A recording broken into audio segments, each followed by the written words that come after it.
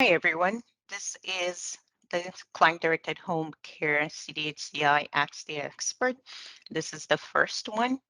Today, we're going to be talking about the objectives of this session. We're going to talk about pros and cons of CDHCI. We'll talk about examples of client case scenarios. We're going to go into breakout rooms for that. Then we're going to talk about where to find the information, and then we're going to do some Q&As. Okay, let's get started. So today's objective, we're going to talk about the different ways AHS Home Care provides support services to clients, including agency and in-house care, self-managed care, and client-directed home care invoicing. Then we're going to talk about how to explain all the different care funding to clients and their families in plain language and guide clients regarding which funding model might best be suited for the clients. Then we're also going to demonstrate where to find information on SharePoint. Okay, let's get started. Client-directed home care invoicing, CDHCI, some pros and cons. There are a number of benefits to clients and their families. There is the ability to direct care. Clients and their families can switch agencies if they're unsatisfied with the provider that they choose. They can also cost share with AHS. With CDHCI, there is also the ability to combine in-house or agency care to create a hybrid model to best meet the needs of clients. CDHCI also provides the clients and their family the ability to choose an agency that best meets their needs, such as plain language or a different language, time of care, or etc. Finally, client-directed home care invoicing allows clients and their family to supplement the costs of care to receive additional care not supported on AHS care plan. For example, additional housekeeping or additional respite. When considering CDHCI, it is important to note that the funding model option does require some decision to be made by the client or family or someone who will be in contact for the chosen agency or Better Blue Cross. There's also some financial risks involved in that there might be additional costs related to mileage, difference in the hourly fee, or meeting agencies' minimum. Many agencies have minimum and require a block of time in order to send staff out to the client's home. For example, they might not send a staff out for a block of time less than 2 to 3 hours. Finally, CDHCI is not available in congregate living settings. So now we're going to go into the breakout rooms. Like I said, this session is going to be interactive. We're going to have some fun. So before we do that, just give me a second to put people into breakout rooms. I'm going to have, we're only going to have, Janet, are you okay leading one breakout room? Okay, we're going to have 3 breakout rooms. The hours and the minutes. So your portion of hours is, yeah. So you'll get like your whole number goes here, and then your portion of what is calculated goes here, and then it'll calculate everything out for you. Yes. So thanks for pointing that out. And your total cost, like it needs to match what's on your care plan, like your total hours per week. It has to match. And if it doesn't, then we'll send it back and just ask for verification on that. The other thing, what will be new is that we have a unit reference number for your team. In order to find that unit reference number, you just look on the instructions tab, Janet, which I is at can't the see your bottom. screen anymore. Oh, Oh, well, that is not very helpful. Hey, Suzanne, are we back? hello. Are we back? Oh, good. Hey, Okay, sorry. Nice. hi everyone. Hello. Hey, welcome back. Thank you. Sorry, sorry, my mentor didn't work, but we made it through That's our okay. slides anyway. It's okay. That's So, okay. Um, and you yeah, did have hopefully. a good question as well. So we'll hope to bring that forward to the whole group. Okay. Well, hopefully you guys all had some fun in your different groups. Welcome back. I'm just going to quickly show you guys where our SharePoint page, if you're not familiar with it. This is our integrated home care SharePoint page. If you go to, I'm going to put it in the chat box so that you guys are all familiar with it. Give me 2 seconds when I for me to, because I'm not looking at my screen. Okay, it's in the chat box. You go to Home Support Services, and it is very easy to find. CDHCI is right there. Click on it. You have all the resources you can find there. I mean, I am not going to go through it because that's not the point of today, but I just want to show you guys that it's there. I'm going to stop sharing now because this time is for you to ask all your different questions. Janet is here, Susan is here, Hector is here to answer all your questions that you might have about CDHCI. So I'm going to go on mute, and this is your time. Let's have some fun. So we had a question, and I think maybe Janet, this might be a question for you. So lessons learned from Edmonton. Is there any lessons that they learned that would be helpful for our staff to know? Thanks. Yeah, I think I mean, their biggest ones I think was who they found worked best with with the program. So really, they found that it was most successful for those clients that had those long blocks of time where they really wanted that consistent caregiver. So they've got like a 3 hour respite block, and you're hearing that. Oh, I'm so frustrated because I get a different caregiver every week. They never know mom. I just like to have like one caregiver come. Those would be like great clients for this program. I think too, like the that attention to detail on the forms um, is something that they've had to work with as well, is just getting that familiarity with the forms. And one of the challenges is the form is, we've simplified it as much as possible to capture what we need, and I think you'll come familiar with it. But in the end, it's an Excel spreadsheet, like an Excel form. So it's not going to necessarily tell you if you've made a mistake. So it's like a Paris, right? There's just certain things, if you put it in the wrong way, it's going to pop up and say, "Ooh, this is wrong." So with the form, it's just when you're putting things in, just to really go back and double check that what you've put in is what you've intended and it's in the right spot. Thank you.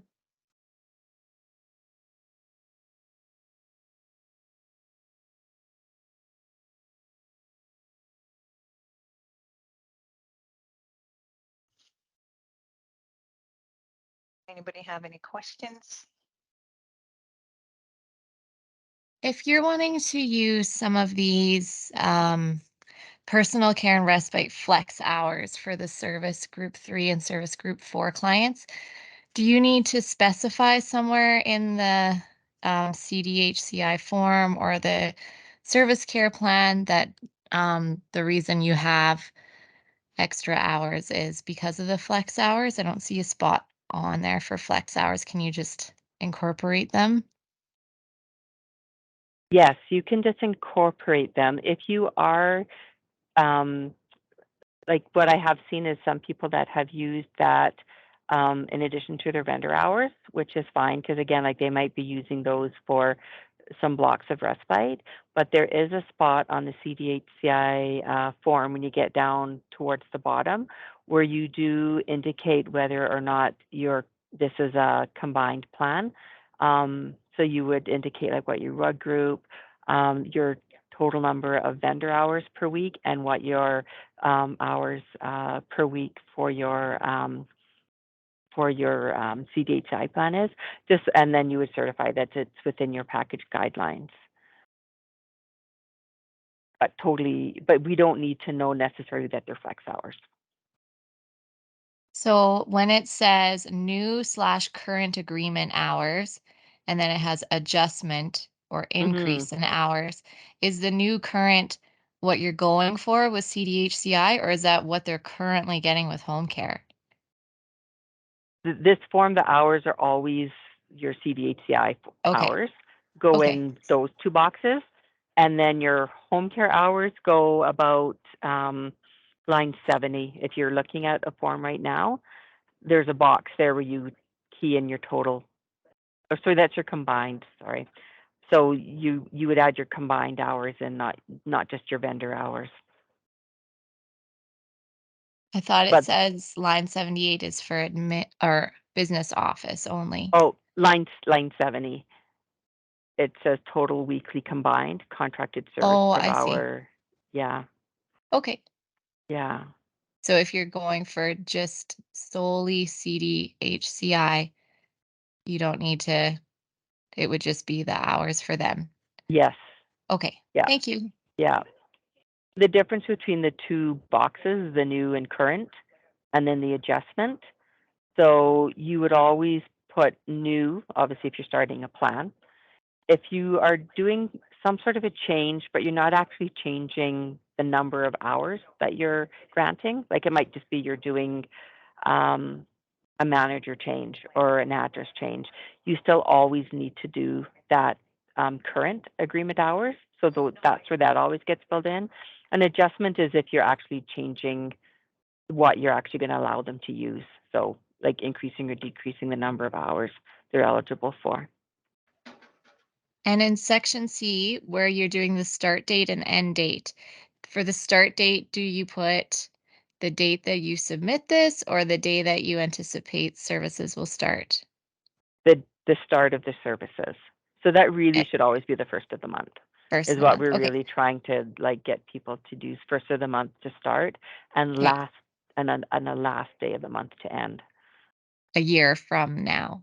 A year from now, yeah. So if you're Okay. going to start February 1st, 2023, you're going to end at January 31st, 2024. Okay. And if Yeah. they can't actually get in there until February 10th, can they still get in-house or vendored home care services until CDHCI is set up? Yeah.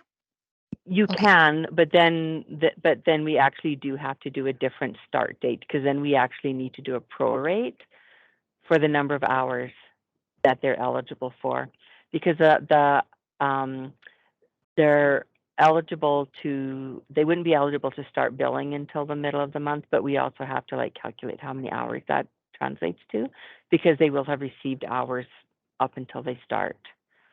So that's why we Gotcha. really sort of want to try to coordinate it so that, people have, they have their time, and it might be that you need to give them a month to really get everything all arranged with the Mm-hmm. vendor. So unless like, we're at the 19th of the month, unless they actually kind of have a vendor set up and ready to go, like you might actually be looking at a March start date, but it gives them Okay. time to get all of their paperwork, find a vendor, and then be ready to go. Okay. Thank you. Yeah.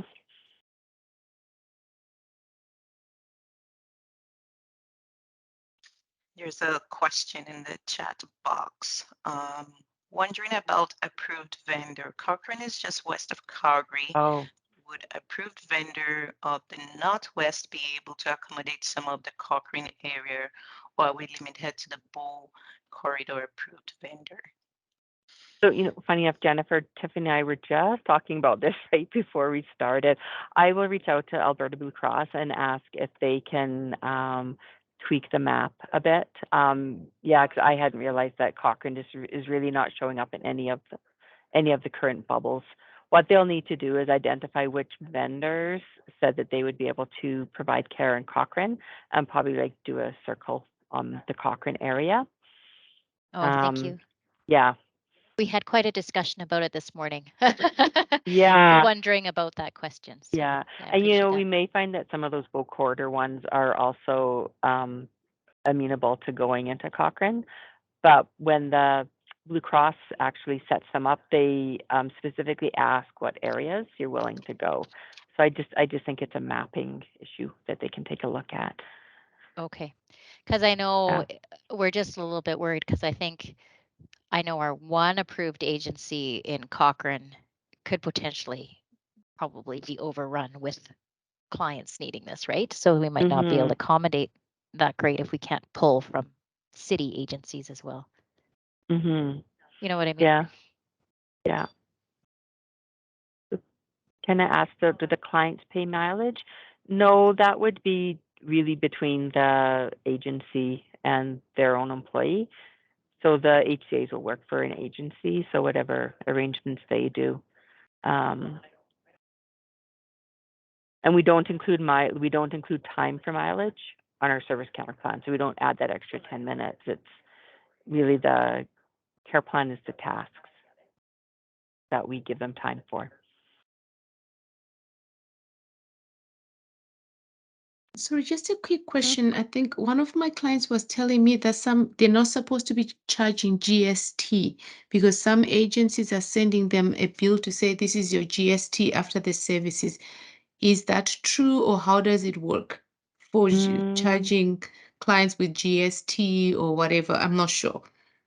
you know what? That one I would have to go back and check with Blue Cross. That actually hasn't come up, but um, because it's not an invoice directly to Alberta Health Services, then it's possible that they might have to pay GST.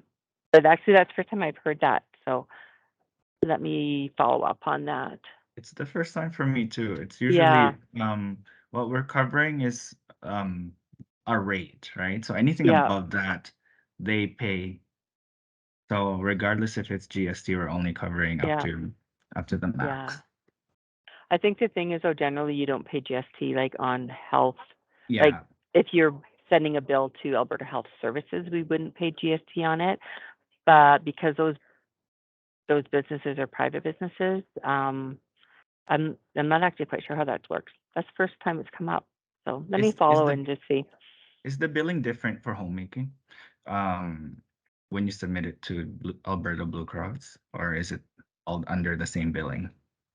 So the claims are all done so by the agency directly to Blue Cross, and they just need to break down like how they've broken out the billing. If that makes Mhm. sense. So because we do get reports back that break down into like personal care, homemaking, respite.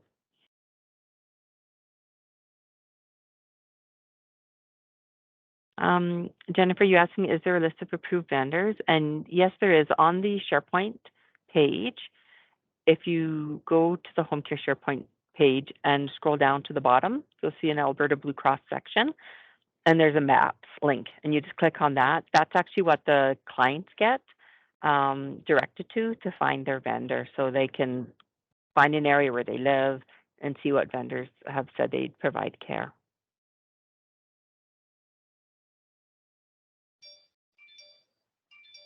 And then really, again, like up to the client to find a service provider that works for them, that they want to work with and that they want to hire and that they want to direct the care through. So not your responsibility as a case manager to find them an agency. We just provide them the information of the agencies that are approved. Thanks, Arezi.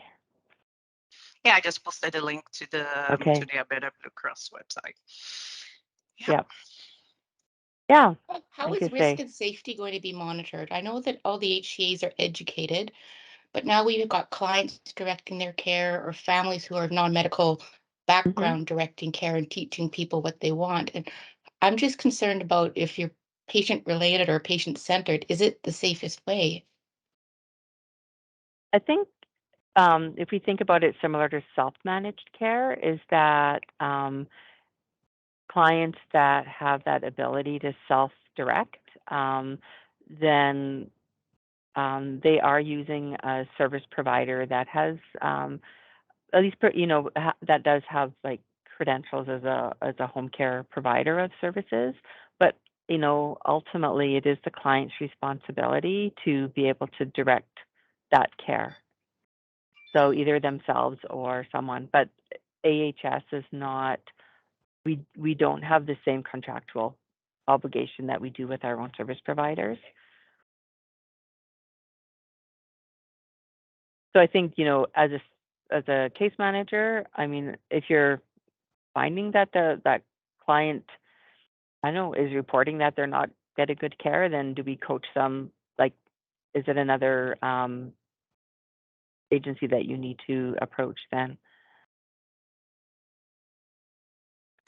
Will the Mhm. list of approved vendors increase, or is this set as it is? They would bring them on as vendors approach Blue Cross and ask to be added.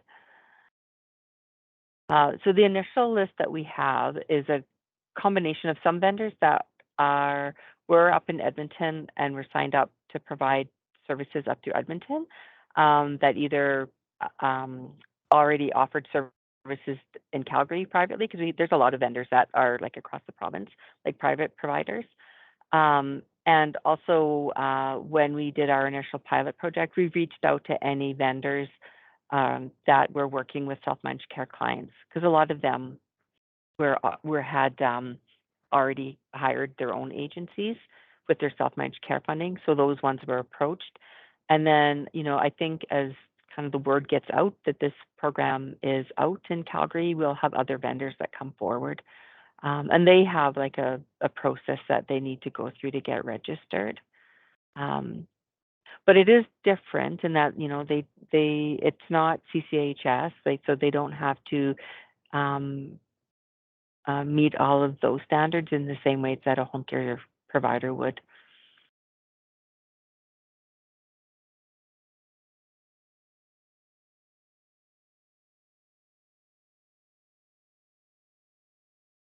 Why do they not have to meet the CCHS standards? Because they're not contracted to Alberta Health Services. Oh, right. Yeah, yeah.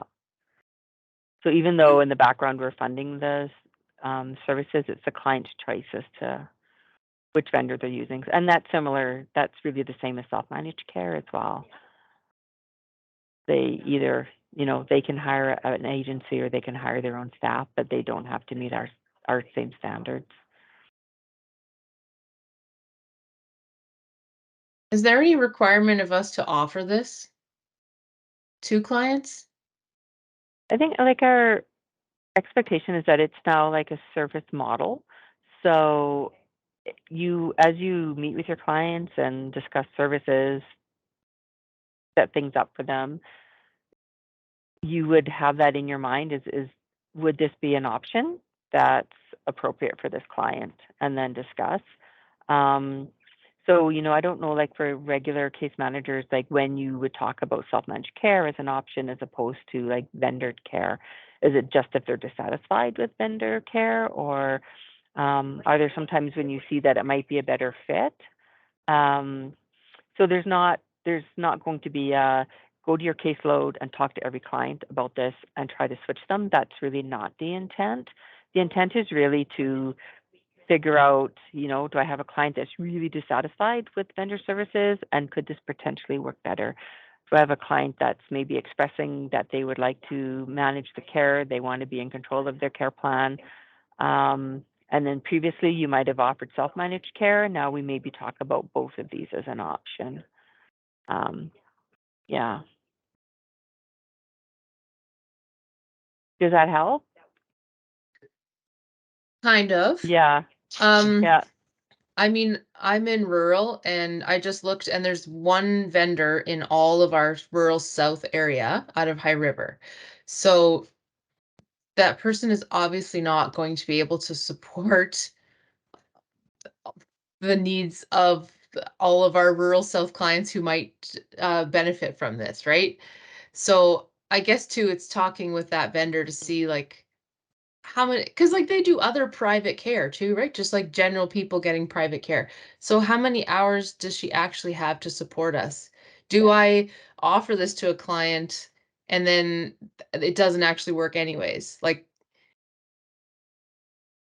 So it's I think tricky. again, like it's not for us to go out to the vendors and ask what their capacity is, because honestly, a lot of times with vendors, if you build it, they will come. So if they start to get requests, they likely will start to hire more people. Um, so it may be that they are not able to start on a dime. But if they talk to a client, the client's like, I can, kind of get funding for, 6 hours a week of respite care. Can you provide a caregiver? They may not be able to do one today, but then they hire someone, and then maybe in a month they can. So I would suggest if it would be a good fit for that client, you can always offer it, and they can have a discussion with the vendor and see if there's anyone that's available. We are starting to see like some other vendors starting to kind of put the word out that this is out. We are expecting that we will have um, some communication coming from Alberta Health about it.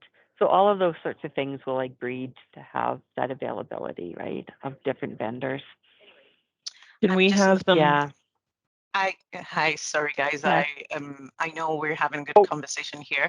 It is 3:30. I just want to be respectful of everybody's time, and I know you guys have a busy day. Unfortunately, I'm going to have to wrap up the conversation here. Thank you everyone for coming.